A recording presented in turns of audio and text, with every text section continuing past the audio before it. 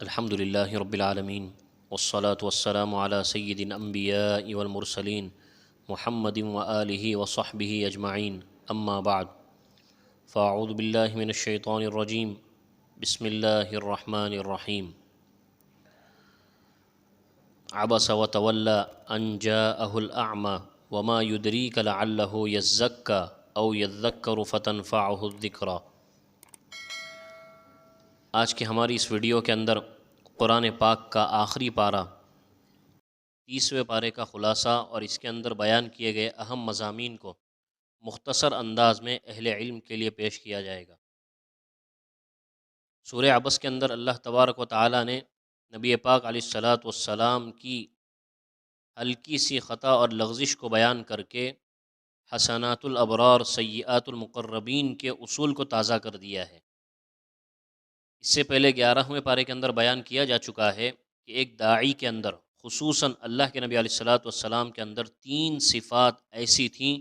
کہ جو ہر امتی کے اندر ہونی چاہیے۔ سب سے پہلی عزیز علیہ، امت کا تکلیف میں پڑنا اللہ کے نبی علیہ الصلاۃ والسلام کو بہت زیادہ شاق اور بھاری گزرتا تھا۔ دوسرا حریص علیکم، کہ اللہ کے نبی علیہ الصلاۃ والسلام امت کی کامیابی کے لیے ہر وقت کوشاں رہتے تھے اور چاہت میں رہتے تھے۔ تیسرا فرمایا رؤوف الرحیم، کہ اللہ کے نبی علیہ الصلاۃ والسلام امت کے لیے بڑے شفیق، بڑے مہربان، بڑے رحیم تھے۔ یہ تینوں صفات اللہ کے نبی علیہ الصلاۃ والسلام کے اندر تھی۔ اس وجہ سے اللہ کے نبی علیہ الصلاۃ والسلام بڑی کڑن کے ساتھ، بڑی تڑپ کے ساتھ اپنوں کو بھی اور غیروں کو بھی دعوت دیا کرتے تھے۔ چنانچہ ایک مرتبہ کا واقعہ ہے کہ اللہ کے نبی علیہ الصلاۃ والسلام کفار مکہ اور مشرکین کے بڑے بڑے سرداروں کو دعوت میں مصروف تھے۔ اسی دوران حضرت عبداللہ ابن ام مکتوم رضی اللہ تعالیٰ عنہ نابینا صحابی وہاں پر تشریف فرما ہوئے، اور چونکہ نابینا تھے اس لیے دیکھ نہیں پائے کہ اللہ کے نبی علیہ الصلاۃ والسلام کن لوگوں کے ساتھ گویا ہیں۔ اور یہاں پر اللہ کے نبی علیہ الصلاۃ والسلام کا حال یہ تھا کہ حضور دل ہی دل میں یہ سوچ رہے تھے کہ میں ان کفار اور سرداران قریش کو دعوت میں دے رہا ہوں، تو اگر یہ صحابی یعنی حضرت عبداللہ ابن مکتوم اس وقت نہ آتے تو اچھا تھا۔ اب یہی بات اللہ تبارک و تعالیٰ کو بہت زیادہ ناگوار گزری، اور اللہ تبارک و تعالیٰ نے فوراً آیات مبارکہ نازل فرمائیں۔ اور ان آیات میں اللہ کے نبی علیہ الصلاۃ والسلام کو کیا سمجھایا گیا کہ آپ جن لوگوں کو دعوت دے رہے ہیں وہ اگرچہ بہت بڑے ہیں، وہ اگرچہ سردار ہیں، وہ اگرچہ لوگوں کے ذمہ دار ہیں، لیکن ان کے اندر دین کے تعلق سے، اسلام کے تعلق سے ذرہ برابر بھی طلب نہیں ہے۔ اور جس صحابی کو لے کر آپ اندر ہی اندر کڑ رہے تھے، سوچ رہے تھے کہ وہ اس وقت نہ آتے تو اچھا تھا، اس وقت جو سوال انہوں نے کیا وہ نہ کرتے تو اچھا تھا، یہ صحابی کے بارے میں اے نبی پاک آپ کا یہ سوچنا درست نہیں ہے۔ وجہ کیا ہے؟ وجہ یہ ہے کہ مریض تو دونوں ہیں۔ جن لوگوں کو آپ دعوت دے رہے ہیں، دعوت میں مصروف ہیں، وہ بڑے مریض ہیں، ان کا علاج فی الوقت ضروری ہے۔ ایسی بات نہیں ہے کہ انہیں دعوت کی ضرورت نہیں ہے، بلکہ انہیں تو دعوت کی زیادہ ضرورت ہے۔ اور جو صحابی اس وقت سوال کر رہے ہیں وہ بھی مریض ہیں، ان کا بھی علاج کرنا ہے، لیکن وہ چھوٹے مریض ہیں۔ تو ایک اعتبار سے دیکھا جائے تو اللہ کے نبی علیہ الصلاۃ والسلام کو یہ عمل اپنی جگہ درست تھا، لیکن فرق یہ تھا کہ حضور جن لوگوں کو دعوت دے رہے تھے ان کے اندر طلب اور تڑپ نہیں تھی، ہدایت کی جستجو نہیں تھی۔ اور جو صحابی حضرت عبداللہ ابن مکتوم سوال کرنے کے لیے آئے تھے اور سوال کر رہے تھے، وہ صحابی طلبگار تھے اور ہدایت کے جستجو والے تھے۔ اس وجہ سے اللہ کے نبی علیہ الصلاۃ والسلام کو یہ بات سمجھائی گئی کہ یہ نہیں دیکھا جائے گا کہ کون بڑے رتبے والا ہے، یہ نہیں دیکھا جائے گا کہ کون بڑے درجے والا ہے، یہ نہیں دیکھا جائے گا کہ کون سردار ہے، اور یہ نہیں دیکھا جائے گا کہ کس کی ہدایت پر کن لوگوں کی ہدایات موقوف ہیں۔ اس لیے کہ اللہ کے نبی علیہ الصلاۃ والسلام کی عام طور پر سوچ یہی تھی کہ کفاران مکہ میں سے اگر ایک بھی سردار مسلمان ہو گیا تو ان کے پیچھے والے، ان کے جتنے بھی فالوورز ہیں، ان کے خاندان اور قبیلے والے، وہ سب کے سب مسلمان ہو جائیں گے۔ لیکن اللہ تبارک و تعالیٰ کی طرف سے منع کر دیا گیا کہ ایک آدمی ہو ہدایت کا طلبگار ہو تو اس کو ہدایت دی جائے گی، اور اسی کی طرف توجہ کرنا اور اسی کی طرف اپنا رخ کرنا ضروری ہوگا، بجائے ان لوگوں کے جن کے پیچھے 1000 لوگوں کی ہدایت موقوف ہیں، لیکن چونکہ ان کے اندر طلب نہیں ہے تو انہیں مؤخر کیا جائے گا، ان کی طرف توجہ نہیں دی جائے گی۔ عبس و تولی کے ذریعے اللہ تبارک و تعالیٰ نے بات اچھی طرح سمجھا دی۔ اس کے بعد سورہ مطففین ہیں، سورہ مطففین کے اندر اللہ تبارک و تعالیٰ نے بنیادی طور پر 4 مضامین بیان کیے ہیں۔ سب سے پہلا مضمون تو اللہ تبارک و تعالیٰ نے ان لوگوں کے لیے ہلاکت اور بربادی کا اعلان کر دیا ہے جو لوگ ناپ تول میں کمی کرنے والے ہیں۔ ناپ تول میں کمی کرنے کا مطلب آپ اچھی طرح جانتے ہیں کہ ناپ تول میں کمی کس طرح ہوتی ہے کہ اگر ترازو بٹے والا ہے تو اس میں کمی بیشی کرنا، یہ بھی ناپ تول میں کمی ہے، اور اگر نمبر والا ہے جیسا آج کل الیکٹرک آیا ہے اس میں ناپ تول میں کمی کرنا، کچھ نیچے سے سیٹنگ کرنا، یہ بھی ناپ تول میں کمی ہے، اس میں بھی ہلاکت اور بربادی ہے۔ آگے چل کر مفسرین نے یہاں تک لکھا ہے کہ ناپ تول میں کمی سے مراد صرف بظاہر کمی کرنا نہیں ہے، بلکہ ہر امانت والا کام، ہر ذمہ داری والا کام جس میں آدمی خیانت کرے، کام چوری کرے اور کام ذمہ داری کے ساتھ نہ کرتے ہوئے اس میں اپنا پیچھا من چھڑائے، یہ بھی ناپ تول میں کمی کرنا ہے اور یہ بھی امانت میں خیانت کرنا ہے، اور ان لوگوں کے لیے بھی ہلاکت ہے، جیسا کہ اللہ تبارک و تعالیٰ نے پہلی آیت میں فرمایا وَيْلٌ لِّلْمُطَفِّفِينَ، ناپ تول میں کمی کرنے والوں کے لیے، یعنی ہر ذمہ داری والا کام صحیح سے انجام نہ دینے والوں کے لیے ہلاکت ہے۔ یہ پہلا مضمون تھا۔ دوسرے مضمون پر اللہ تبارک و تعالیٰ نے گنہگار لوگوں کی، جہنمی لوگوں کی باتیں فرمائی ہیں کہ ان لوگوں کا ٹھکانہ جیل ہے، یعنی جہنم کی جیل ہے، اور پھر جہنم میں انہیں 5 طرح کی سزائیں ہونے والی ہے۔ پھر تیسرے نمبر پر فرمایا کہ جنتیوں کا ٹھکانہ کیا ہے، کہ جنتیوں کا ٹھکانہ سرسبز و شاداب باغات ہیں، اللہ تعالیٰ کی نعمتیں ہیں، حوریں ہیں، اور انہیں بھی مزید 5 انعامات سے جنت میں نوازا جائے گا۔ اور چوتھے نمبر پر پھر فرمایا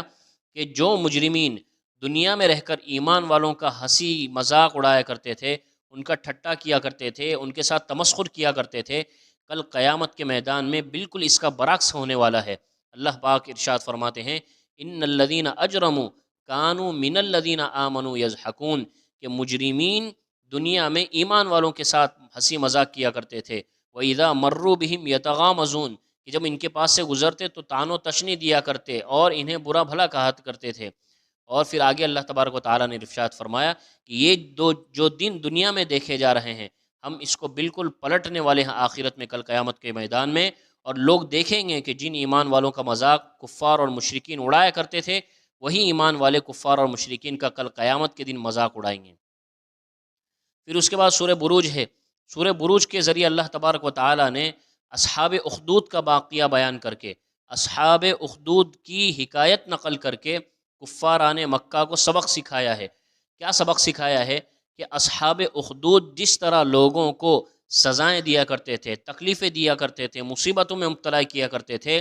اے کفار مکہ اور اے سردار مکہ، تم بھی اسی طرح لوگوں کو ایذا رسانی پہنچا رہے ہو، تو یاد رکھنا جس طرح اصحاب اخدود کا ٹھکانہ جہنم ہوا، اللہ تعالیٰ کی ناراضگی ہوئی، اسی طرح تمہارا ٹھکانہ بھی جہنم ہوگا اور اللہ تبارک و تعالیٰ کی ناراضگی ہوگی۔ اصحاب اخدود کا واقعہ کیا ہے؟ یہ بڑا لمبا اور تفصیلی واقعہ ہے، مختصراً سمجھ لیں کہ ایک جادوگر تھا، اسے اپنا جادو سکھانے کے لیے کسی بچے کی ضرورت پڑی، اس نے بادشاہ سے بچے کا مطالبہ کیا، بادشاہ نے اسے بچہ عنایت کر دیا۔ وہ بچہ روزانہ جادو سیکھنے کے لیے جاتا تھا، اتفاق سے اس زمانے کے ایک اللہ والے پر اس کی نظر پڑی اور اللہ والے سے اس کی دوستی ہو گئی، وہ مشرف با اسلام ہو گیا، مسلمان ہو گیا، اور پھر لوگوں کو ایمان کی دعوت دینے لگا، تو ہزاروں لوگ اس کے ایمان پر اسلام کے اندر داخل ہو گئے، مسلمان ہو گئے۔ اس کے بعد بادشاہ کو جب پتہ چلا، جو بادشاہ اپنے آپ کی پوجا کرواتا تھا، پرستش کرواتا تھا، تو اس نے ایک بڑا آگ کا گڈھا کھلوایا اور پھر اس کے اندر اعلان کروا دیا کہ جو مجھ پر ایمان نہیں رکھتا وہ آگ کے اس گھڑے کے اندر کود جاؤ۔ جتنے بھی مسلمان تھے، ایمان والے تھے، سب کے سب اس میں کود گئے اور اپنے ایمان پر استقامت کا دعویٰ ثابت کر کے دکھا دیا، جمے رہے استقامت کے ساتھ۔ تو یہ پورا کا پورا لمبا چوڑا واقعہ ہے۔ لاسٹ میں اللہ تبارک و تعالیٰ نے اصحاب اخدود کا حال بتایا ہے کہ ان کا ٹھکانہ جہنم بنا، اللہ کی ناراضگی بنی۔ تو بالکل، اور جن لوگوں نے ان کی باتوں پر عمل نہیں کیا وہ صحابہ جیسے ہیں، جن لوگوں نے ان کو تکلیف پہنچائی وہ کفاران مکہ جیسے ہیں۔ یہ پوری کی پوری حکایت نقل کر کے ان دونوں کو ایک دوسرے کے برابر قرار دے کر اللہ تبارک و تعالیٰ سبق سکھانا چاہتے ہیں۔ آگے سورہ فجر ہے۔ سورہ فجر کے اندر اللہ تبارک و تعالیٰ نے بہت سارے احکامات بیان کیے ہیں، لیکن اس سے پہلے آئے کہ سورہ اعلیٰ کے اندر اللہ تبارک و تعالیٰ نے 2 احکامات بیان کیے ہیں۔ سبح اسم ربک الاعلیٰ کے اندر اللہ پاک ارشاد فرماتے ہیں قد افلح من تزکا وذکر اسم ربہ فصلی، کہ جس شخص نے 2 فرائض پر عمل کر لیا، اپنی زندگیوں میں ان دونوں فرضوں کو لے آیا، وہ شخص کامیاب ہو گیا۔ تحقیق کے ساتھ وہ کامیاب ہو گیا، یعنی اس کی گارنٹی یقینی ہے۔ اللہ تبارک و تعالیٰ فرماتے ہیں سب سے پہلا وہ شخص ہے جس نے اپنے مال میں سے زکوٰۃ ادا کیا، قد افلح من تزکا، جس نے اپنے مال کو پاکیزہ کیا زکوٰۃ ادا کر کے، مال کے حق ادا کر کے، غریبوں کے حقوق کو ادا کر کے، وذکر اسم ربہ فصلی، اور جس نے اللہ کے نام کا ذکر کیا، تذکرہ کیا اور نماز ادا کی۔ تو زکوٰۃ جس نے ادا کیا اور جس نے نماز ادا کی، ان دونوں کے لیے ہمیشہ ہمیشہ کی کامیابی ہے۔ یہ دو فرائض کا تذکرہ اللہ تبارک و تعالیٰ نے سورہ اعلیٰ کے اندر کیا۔ پھر اس کے بعد سورہ غاشیہ کے اندر اور سورہ فجر کے اندر، سورہ غاشیہ کے اندر تو قیامت کے احوال کو بیان کیا گیا ہے، اس کے آگے سورہ فجر کے اندر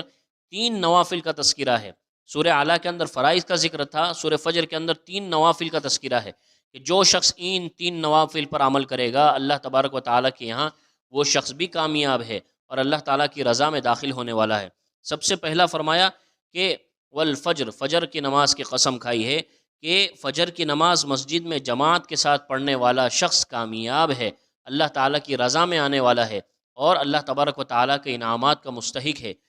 دوسرا فرمایا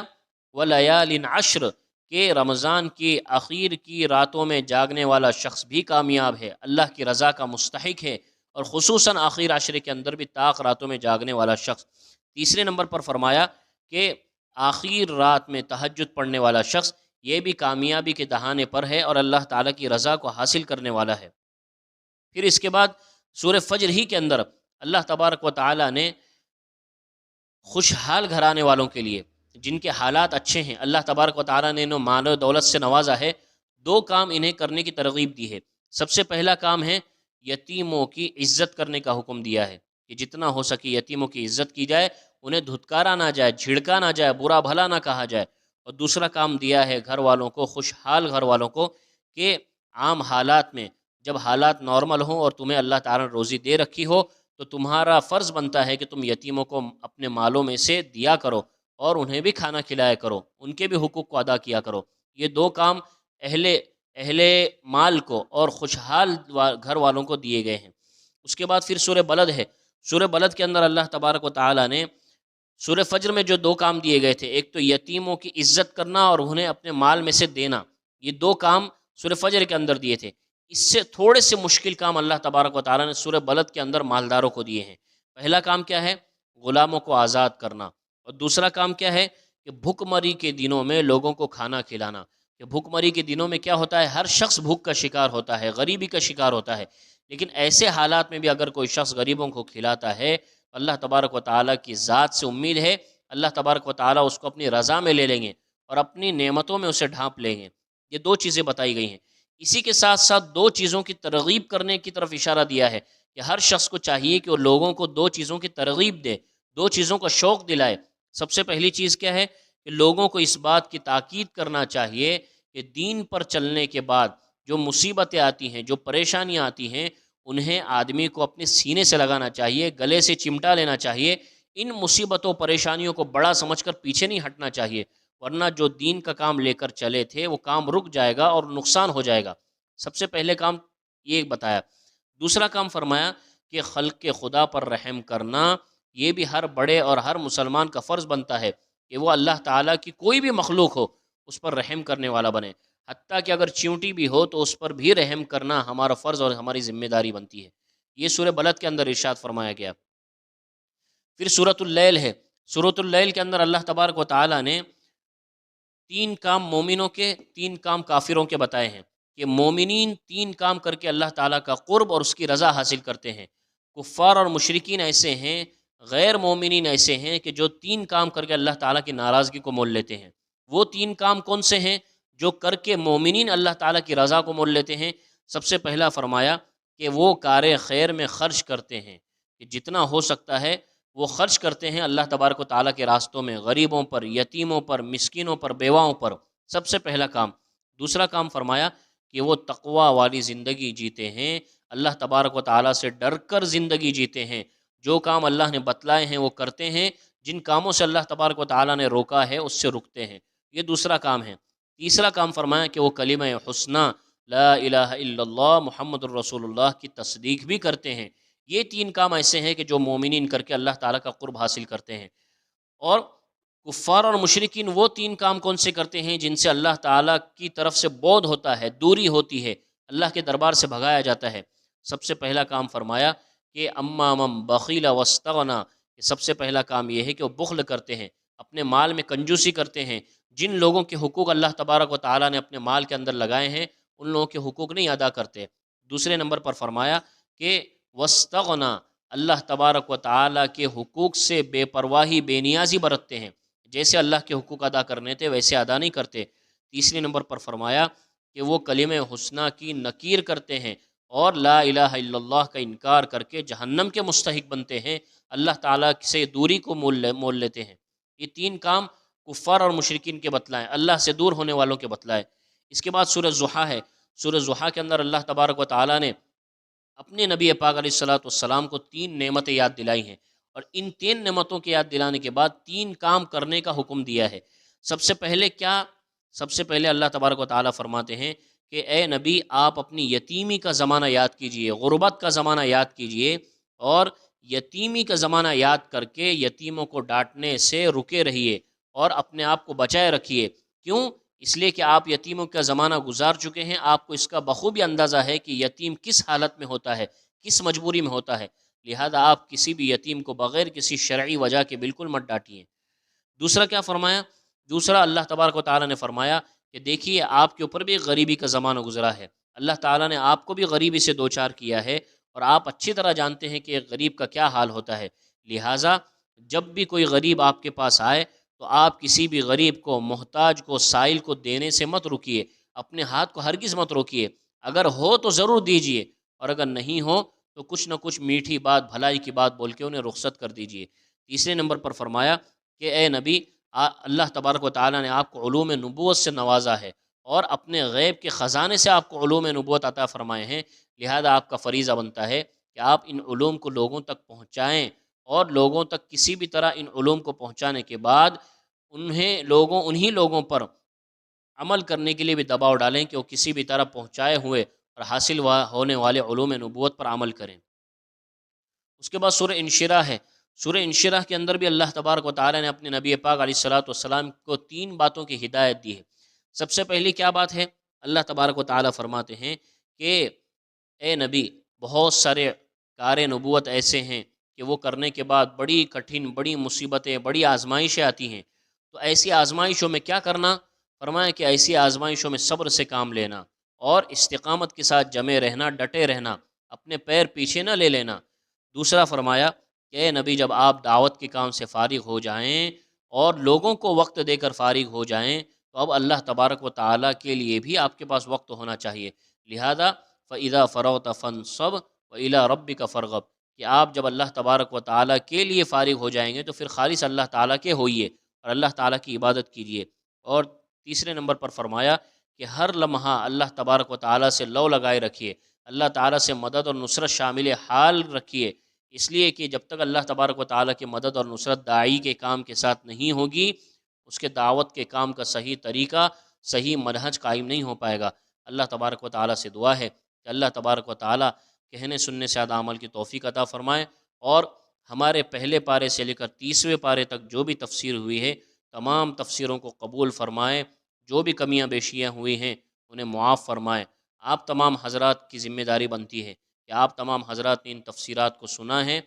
جو بھی شخص نے اس تفسیر کو سنا ہے وہ اس کی کوشش کرے کہ دوسروں تک اس تفسیر کو پہنچائے۔ اللہ تبارک و تعالیٰ کہنے سننے سے زیادہ عمل کی توفیق عطا فرمائے۔ سبحان اللہ و بحمدہ، سبحانک اللہ۔